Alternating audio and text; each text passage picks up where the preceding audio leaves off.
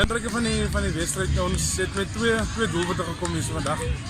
Eerstens om te hou by ons gameplan en dan die tweede punt was dat ons moet net uitgaan om die wedstrijd te gaan geniet. Haal alle druk van jezelf af en gaan net uit en geniet die game en hou by die wedstrijdplan. Halftyd het ons ingegaan, die eerste 10 minuten het ons goed gehou by die wedstrijdplan. 20 vanaf die 10e tot in die 40ste minuut het dan maar 'n bietjie gesukkel en dit was 'n los game geweest. Na halftyd het ons teruggekom, ons het weer gehou by ons struktuur en dan het vlot verloop na ons kant toe. Wat belangrik ook was is dat ons nuwe talent deurgebring het vandag.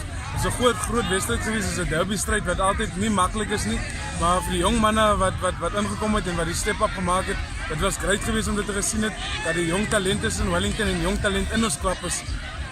Ons volgende doelwit is om uit te gaan Saldanha toe om ons titel te gaan verdedig. Dit gaan nie net wees om die getalle vol te maak nie, maar ons wil uitgaan en 'n statement gaan maak, 'n bold statement gaan maak daarso om ons titel weer terug te bring Wellington toe. Ek glo in ons manne dat ons die kans het om al die pad te gaan.